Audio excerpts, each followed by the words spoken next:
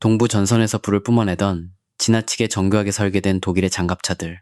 하지만 독일의 최정예 기갑 사단이 무너진 것은 결코 투지가 부족해서가 아니었습니다. 그들의 몰락은 진흙탕 속에서는 결코 살아남을 수 없는 기계적 완벽함에 대한 집착 때문이었습니다. 서류상으로 티거 1형은 54톤에 달하는 순수한 공포의 걸작이었습니다. 이 전차는 100mm의 단단한 강철로 덮여 있었고 1마일 이상 떨어진 곳에서도 연합군 전차를 흔적도 없이 날려버릴 수 있는 전설적인 88mm 카베카 36포를 장착하고 있었습니다. 하지만 이러한 기술적 우월성은 치명적인 약점과 타협해야만 했습니다. 독일군은 전차의 엄청난 무게를 지탱하기 위해 무거운 보기륜들을 카드덱처럼 교차 배열한 복잡한 샤틀라우프베르크 시스템을 사용했습니다. 이는 부드러운 승차감을 제공했지만 얼어붙은 아르덴의 진흙탕 속에서는 그들을 가두는 무덤이 되었습니다. 유럽의 밤 기온이 영하로 떨어지면 겹쳐진 바퀴 사이에 좁은 틈새로 젖은 진흙과 눈이 뭉쳐 들어갔고 동틀 무렵에는 단단한 얼음으로 굳어버렸습니다. 서스펜션 전체가 꼼짝도 하지 않는 하나의 얼음 덩어리로 얼어붙곤 했던 것입니다. 독일군 승무원들은 단지 꽁꽁 언 흙덩어리 몇 개 때문에 전차가 마비되었다는 이유로 수백만 라이스마르크에 달하는 자신들의 전차를 폭약으로 직접 파괴해야만 하는 일이 빈번했습니다. 이러한 과잉 기술은 티거 전차를 62마일을 이동할 때마다 141갤런의 연료를 먹어치우는 병참의 악몽으로 만들어버렸습니다. 베를린 지휘부가 진흙투성이의 전장에 보낼 스위스 시계 같은 정밀한 무기를 만드느라 바쁜 동안 그들은 본의 아니게 연약한 거인들을 만들어내고 있었던 것입니다. 이 거인들은 결국 자신들의 복잡성 때문에 목이 졸렸고 훨씬 단순하고 튼튼한 적이 승기를 잡을 수 있도록 문을 활짝 열어주고 말았습니다. 미국의 신속한 설계, 전 세계적인 규모의 전쟁에서 승리는 모든 것이 멈춰섰을 때 계속 움직일 수 있는 자의 몫입니다. 1940년 무렵 미군은 이러한 현실을 완벽하게 이해하고 있었고 불가능에 가까운 49일이라는 기한을 주며 4분의 1톤 정찰 차량에 대한 절박한 최후 통첩을 발표했습니다. 대부분의 거대 산업 기업들은 달력을 보고는 그대로 돌아섰습니다. 하지만 경영난을 겪고 있던 아메리칸 벤텀이라는 회사는 여기서 기회를 보았습니다.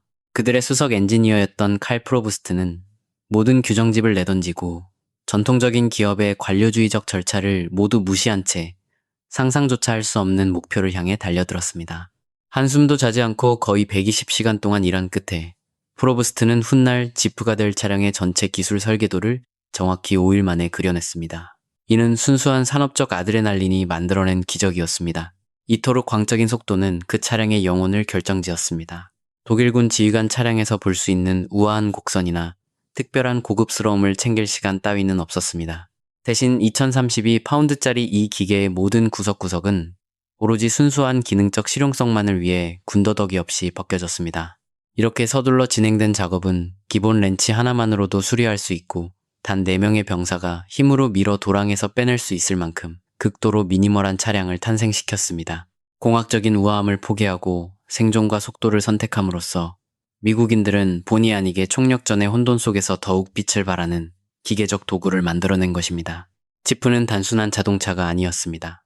그것은 미국이 가진 절박함이 물리적으로 구현된 결정체였습니다. 일주일 만에 뚝딱 만들어진 단순하고 대량 생산된 도구가 조립하는 데만 수개월이 걸리는 거인을 앞지를 수 있다는 것을 증명해 보였습니다. 경쟁을 뛰어넘은 산업의 표준화, 지프의 설계 속도는 전쟁의 절반에 불과했습니다. 진정한 승리는 10만 대의 차량이 첫 번째 차량과 완벽하게 똑같이 작동하도록 보장하는 데 있었습니다.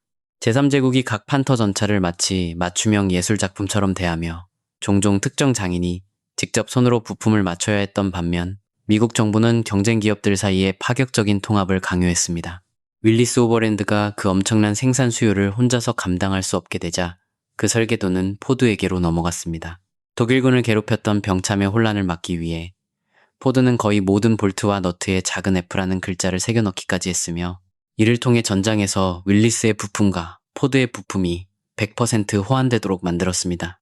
이러한 엄격한 표준화는 연합군의 공급망을 레고블록과 같은 파괴 불가능한 효율성의 시스템으로 탈바꿈시켰습니다. 프랑스의 숲에서 지프의 변속기가 박살나더라도 정비사는 에센이나 베를린의 공장에서 특별한 부품이 올 때까지 몇 주씩 기다릴 필요가 없었습니다. 그저 근처에 박살난 포드제 지프에서 부품을 떼어내어 표준 렌치 하나만으로 윌리스 차체에 직접 조립하기만 하면 되었습니다. 이 통합된 시스템 아래에서 64만 대가 넘는 지프가 쏟아져 나왔고 이는 독일 기갑 부대가 결코 죽일 수 없는 스스로 치유하는 군대를 만들어냈습니다. 독일의 티거 전차는 규격화되지 않은 톱니바퀴 하나가 고장났다는 이유로 버려지기 일쑤였지만 미국의 지프는 무기의 진정한 파괴력이란 누구든 어디서든 구할 수 있는 어떤 것이든 사용하여 다시 조립해낼 수 있는 능력에 있다는 것을 증명했습니다. 지칠 줄 모르는 고대불 엔진, 미국 산업 전반에 걸친 표준화는 천재적인 한 수였지만 그것은 지프의 심장이 참호의 오물 속에서도 살아남을 수 있도록 만들어졌기 때문에 가능한 일이었습니다. 독일의 설계자들이 최고급 연료를 요구하는 고압축의 정교한 동력 장치에 집착하는 동안 미국인들은 진흙탕 속으로 뛰어들었습니다. 그들은 최고 속도를 포기하는 대신 강력한 토크를 선택한 134.2 입방인치에서 기통 일꾼 윌리스고 데블 엔진을 완성했습니다. 이것은 실험실에서나 쓰는 엔진이 아니었습니다. 그것은 전장의 생존자였습니다.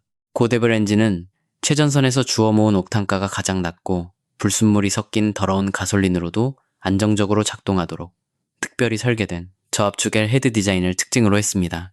정밀하게 제작된 독일의 엔진이었다면 당장 멈춰서거나 노킹 현상으로 산산조각 났을 만큼 형편없는 연료로도 말입니다. 그 기계적인 근성은 지프에게 엄청난 이점을 안겨주었습니다. 최정예 티거 전차들이 가파른 언덕을 오르다 엔진 과열이나 연료의 민감성 때문에 빈번하게 낙오하는 동안에도 지프는 끊임없이 전진했습니다. 지프는 놀랍도록 낮은 RPM에서 105파운드-피트의 토크를 뿜어내며 아무런 불평 없이 유럽의 깊은 수렁을 몇 시간이고 뚫고 나갈 수 있었습니다. 이 60마력짜리 엔진은 기본적인 오일과 주변에서 구할 수 있는 불타는 액체만 있다면 그 어떤 상황에서도 살아남는 궁극의 생존자가 되었습니다.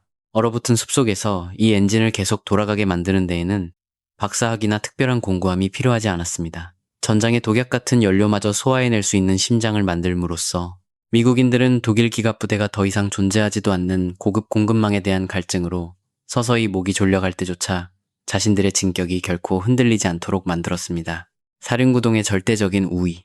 1944년 무렵 서부 전선은 허리까지 빠지는 진흙과 꽁꽁 얼어붙은 진창이 뒤섞인 악몽 같은 곳으로 변해 있었습니다. 서류상으로는 독일 기갑군의 방어력에 유리하게 작용해야 할 지형이었지만 곧 극명한 기계적 격차가 드러나기 시작했습니다. 독일군은 폭스바겐 키벨바겐에 크게 의존하고 있었는데 이 차량은 영리한 설계에도 불구하고 이륜구동인 후륜구동 방식이라는 근본적인 한계를 지니고 있었습니다. 앞바퀴에 동력이 전달되지 않았기에 물웅덩이로 가득한 유럽의 폭격 분화구들을 기어올라 빠져나올 접지력이 부족했던 것입니다.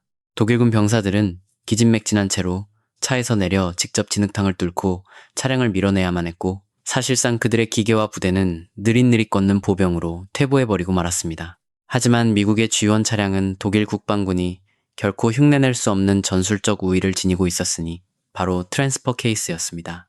이 단순한 레버 하나로 운전자는 네 바퀴 모두에 동시에 동력을 전달할 수 있었고 이는 2450파운드의 지프를 평범한 도로용 자동차에서 기계로 된 사냥으로 변신시켰습니다. 지프는 2.5톤짜리 트럭을 통째로 삼켜버릴 깊은 협곡과 물에 잠긴 늪지대도 발톱으로 움켜쥐듯 뚫고 지나갈 수 있었으며 이를 통해 미군은 독일군 지휘관들이 방어선으로 믿고 있던 험준한 지형을 그대로 우회할 수 있었습니다. 거친 환경을 장애물이 아닌 고속도로로 탈바꿈시킴으로써 지프는 전장의 지리를 통제할 수 있는 독일 기갑 부대의 능력을 빼앗아 버렸습니다. 이러한 사륜구동의 지배력은 총력전에서 승자는 가장 거대한 대포를 가진 자가 아니라 진흙탕 속에서도 멈추기를 거부하는 자라는 사실을 증명했습니다. 이동식 기습 플랫폼. 지프의 진정한 가치는 병력을 이동시키는 데 있지 않고 정적인 방어를 얼마나 민첩하고 치명적인 포식자로 탈바꿈시켰느냐에 있었습니다. 1943년 당시 연합군 지휘부는 암울한 현실에 직면해 있었습니다. 표준 무기였던 M3 37mm 대전차포는 54톤의 티거 전차와의 정면 승부에서는 사실상 콩알탄총에 불과했습니다. 무거운 독일 전차를 파괴하려면 측면이나 후면을 타격해야만 했고 이러한 기동에는 기존의 무거운 트럭들이 제공할 수 없는 속도와 험지, 돌파 능력이 필요했습니다. 이는 대개 독일군 장갑차에 유리하게 작용하는 전술적 병목 현상을 만들어냈습니다. 미국의 해결책은 무거운 견인 차량을 버리고 912파운드짜리 M3포를 지프에 직접 매다는 것이었습니다. 그리고 사륜구동 구동계를 10분 활용해 독일군 정보부가 통과 불가 지역으로 표시해둔 좁고 구불구불한 숲길을 지나 대포를 끌고 갔습니다. 이러한 기동성은 전세를 뒤집었습니다. 돌이 깔린 능선이나 독일군의 주요 보급로를 내려다보는 빽빽한 수목 한계선 등 그 누구도 대전차포의 공격을 예상하지 못했던 장소에 자꾸 강력한 화포들이 나타나기 시작했습니다. 험준한 노르망디 보카주 지형에서 지프가 이끄는 이 포병팀들은 마치 유령과도 같았습니다. 그들은 지형의 틈새로 미끄러져 들어가 대포를 설치하고 독일 전차가 얇은 측면 장갑을 드러내기를 기다렸습니다. 지프 자체에는 대포가 없었지만 방어 무기가 사냥을 나설 수 있도록 두 다리가 되어주었습니다. 독일군의 88mm 대포가 거대하고 느린 하프트랙을 이용해 고통스러운 시간을 허비하며 배치되는 동안 지프 승무원들은 정확한 타격 구역에 포탄을 퍼붓고는 먼지가 가라앉기도 전에 사라져버렸습니다. 기동성이야말로 두꺼운 강철 장갑보다 훨씬 더 파괴적인 무기였음이 입증된 것입니다. 전쟁의 신경망. 강철과 장갑이 독일 기갑군에게 강력한 한방을 제공했다면 미국인들은 보이지 않는 것, 즉 정보의 속도에 승리를 걸었습니다. 1940년대 장거리 무전기는 엄청나게 거대하고 다루기 까다로운 괴물이었습니다. 독일군은 보통 이 무전기들을 느리게 움직이는 특수 지휘용 장갑차 안에 가두어 두었고 그 결과 정보가 전차의 속도만큼만 이동하는 경직된 지휘 체계를 만들었습니다. 미국인들은 지프를 고속 이동 방송국으로 탈바꿈시킴으로써 이러한 병목 현상을 박살냈습니다. SCR-608 무전기를 4분의 1톤짜리 플랫폼에 탑재함으로써 그들은 전 전선을 포괄하는 분산형 신경망을 구축했습니다. 이것은 모든 교전의 공식을 바꿔놓았습니다. 장거리 무전기의 통합은 조그마한 지프에 탄 어떤 장교라도 지휘계통을 건너뛰어 곧바로 다군 지원을 조율할 수 있는 즉각적인 힘을 가졌음을 의미했습니다. 이들은 위협을 발견한 지 불과 몇 분 만에 수백 발의 중포 공격이나 정밀한 공습을 요청할 수 있었습니다. 이는 뻣뻣한 독일 국방군의 지휘체계로서는 상상조차 할 수 없는 대단히 빠르고 즉각적인 현장 대응 수준이었습니다. 독일 기갑사단이 틈을 뚫고 지나가려 할 때 무전기를 장착한 지프에 탑승한 미군 정찰대는 그저 좌표를 보고하기만 하면 되었습니다. 그러면 독일군 장갑차가 목표에 도달하기도 전에 불의 장막이 그 구멍을 틀어막아 버렸습니다. 지프는 그저 병사들만 실어 나른 것이 아니라 전파를 실어 날랐고 전격전이라는 이름에 걸맞던 그 속도 자체를 효과적으로 무력화시켰습니다. 완전한 기계화가 만들어낸 보급의 격차. 역사책들은 종종 독일 국방군을 첨단 기술을 갖춘 완전한 기계화의 절대 강자로 묘사하기를 좋아하지만 최전선 이면의 현실은 놀랍게도 나폴레옹 시대로의 회귀에 가까웠습니다. 기갑사단이 최신 장갑차를 앞세워 앞으로 돌진하는 동안 그들의 병참 꼬리표는 무거운 닻을 질질 끌고 있었습니다. 독일군 보급망의 중추 중 무려 80% 이상이 여전히 마차에 의존하고 있었으며 이는 그들의 최정예 전차들이 근본적으로 건초를 먹는 동물의 발걸음에 묶여 있었다는 것을 의미합니다. 이는 치명적인 단절을 낳았습니다. 공세가 한창일 때의 독일 전차들은 느리게 이동하는 자신들의 보급품보다 앞서 나가는 경우가 많았고 정작 타격이 필요한 바로 그 결정적인 순간에 연료가 바닥나 고립되곤 했습니다. 미군의 경험은 이와 완전히 대비되는 것이었습니다. 미군의 모든 부대는 기계화되어 있었고 지프는 단 한 명의 병사도 뒤처지지 않도록 보장하는 결합 조직의 역할을 수행했습니다. 독일군 지휘관이 진흙탕을 뚫고 오느라 고군분투하는 마차를 며칠씩 기다리는 동안 수만 대의 지프는 마치 기계로 된 개미떼처럼 전장을 윙윙거리며 누볐습니다. 그들은 따뜻한 식사와 새 배터리, 박격포탄을 가장 고립된 전초 기지까지 배달했습니다. 이러한 끊임없는 기계적 압박 덕분에 미군 최전선 부대들은 끊어지지 않는 전투 템포를 유지할 수 있었습니다. 공식에서 말을 지워버리고 그 자리를 사륜구동의 신뢰성으로 대체함으로써 미국은 병참 그 자체를 하나의 무기로 만들었습니다. 독일 기갑군의 몰락은 단순히 운이 다해서가 아니었습니다. 그들은 전선에서 수마일 뒤떨어진 마차에 실려있던 보급품이 바닥났기 때문에 무너진 것이며 기계화 군대의 강함은 그 부대를 잇는 가장 작고 빠른 연결고리에 의해 결정된다는 것을 증명했습니다. 산업적 수치의 힘, 총력전에서의 승리는 단지 누가 최고의 엔지니어를 가졌느냐의 문제가 아니라 공장 생산량에 대한 냉혹한 계산의 결과입니다. 독일은 티거 전차의 생산을 마치 전문적인 공예품을 다루듯 했고 그 결과 대량으로 제작하는 것이 거의 불가능한 기계가 탄생했습니다. 전쟁이 끝날 때까지 제3제국은 고작 1350대의 티거 1형 전차를 생산하는 데 그쳤습니다. 독일의 공장들이 이 무거운 거인들에 집중하고 있을 때 미국의 산업기계들은 세계가 한 번도 본 적 없는 규모로 가동되고 있었습니다. 조립 라인에서 90초마다 지프 한 대가 굴러나오면서 미국은 64만 대 이상을 생산해냈습니다. 이는 독일의 티거 전차 한 대당 미군의 지프가 거의 500대꼴로 존재했다는 것을 의미합니다. 이러한 격차는 첫 총성이 울리기도 전에 독일이 이미 경제전에서 패배하고 있었음을 보여줍니다. 전략적 관점에서 볼 때 티거 한 대가 자신의 제조 비용이라도 건지려면 수백 대의 지프를 파괴해야만 했습니다. 지프의 엄청난 물량 덕분에 연합군은 이를 언제든 대체 가능한 소모품으로 취급할 수 있었습니다. 한 대를 잃더라도 수천 대가 부두에서 출항을 대기하고 있었습니다. 반면 독일에게 있어 전차 한 대의 손실은 그들의 공장이 메울 수 없는 영구적인 타격이었습니다. 이토록 엄청난 생산량의 무게는 결국 기갑사단의 기술적 기량을 압도하고 말았습니다. 신뢰할 수 있는 대량 생산된 도구가 소수의 완벽한 기계들보다 훨씬 더 효과적이라는 것을 증명한 셈입니다. 결국 독일 기갑군은 미국의 강철이 만들어낸 무자비한 물결 아래에 속절없이 파묻혀버렸습니다. 연료의 동맥을 지켜내다. 연료가 없는 전차는 제자리에 멈춰선 값비싼 관에 불과하며 이 현실은 결국 라인강을 향해 진격하던 독일 기갑군의 허리를 꺾어버렸습니다. 연합군의 폭격으로 독일의 석유 비축량이 사라져가면서 살아남은 전차들은 가솔린 한 방울이 아쉬운 절망적인 상황에 처했습니다. 대조적으로 연합군의 진격은 매일 수천 톤의 보급품을 나르는 거대한 수송 시스템인 레드볼 익스프레스에 의해 유지되었습니다. 이 성공의 비결은 단순히 트럭에만 있었던 것이 아니라 어둠 속의 혼돈을 통제하는 지프의 능력에 있었습니다. 독일군의 야간 폭격기를 피하기 위해 이 거대한 수송대는 등화관제 상태로 작전을 수행했습니다.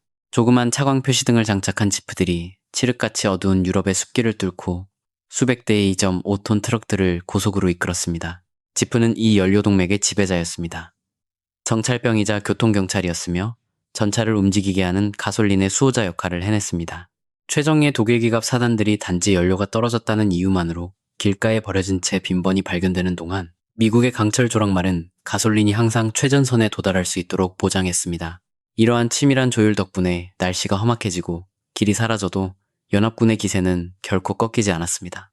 연료 보급선을 지켜냄으로써 지프는 기갑 부대가 결코 기동하거나 후퇴할 수 없도록 만들어 사실상 그들의 숨통을 조였습니다. 승리는 더 거대한 포탄이 가져다 준 것이 아니었습니다. 그것은 독일의 전쟁 기계가 텅 빈 연료 탱크 속에서 서서히 질식해 죽어가는 동안 미국의 엔진은 결코 멈추지 않고 돌아가게 만든 4분의 1톤짜리 정찰차가 이뤄낸 것이었습니다. 단순한 미국의 도구가 어떻게 독일의 최정예 장갑차를 압도했는지에 대한 이 깊이 있는 이야기가 즐거우셨다면 좋아요 버튼을 누르시고 군사 역사에 숨겨진 더 많은 이야기를 위해 구독해 주시기 바랍니다. 다음에는 어떤 역사 속 무기에 대해 설명해 드릴까요? 아래 댓글로 남겨주세요. 시청해 주셔서 감사합니다.